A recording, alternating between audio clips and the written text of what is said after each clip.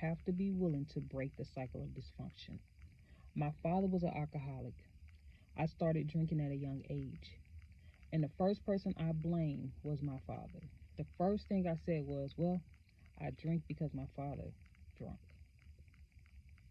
But my father wasn't around me.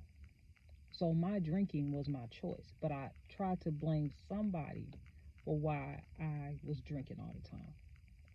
And then when I grew older, I realized I had to take responsibility for what I was choosing to do so I could break the cycle of dysfunction in my life. When you recognize the dysfunction in your life, you got to be willing to break the cycle of dysfunction if you do not want it to repeat itself, which means you have to hold yourself accountable. You can't look at what somebody else did or what they didn't do. As we grow older, we have to become more aware of what we're doing. If it's not right, then we have to make a decision whether or not we want to change that.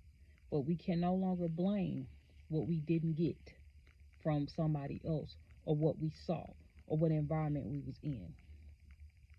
We can't use that as an excuse to be the same dysfunctional person. So many times we like to blame our parents, our grandparents, the people who came before us as to why we're the way we are. But we have to make a decision at some point in our life, in our adult life, to break the cycle of dysfunction so we won't be that way forever. So we won't spread those toxic traits onto the people we love. So you're going to keep making excuses, or you're going to keep blaming other people, or you're going to make a decision to break the cycle of dysfunction, because that's what I'm still doing. I'm still breaking those cycles of dysfunction, the things that I saw growing up or the things I didn't see. I'm still working on me. I'm still a work in progress.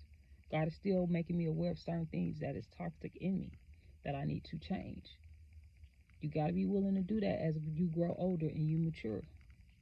You can't keep using the excuse, oh, I didn't see this, or I didn't get this. You got to be willing to break the cycle of dysfunction.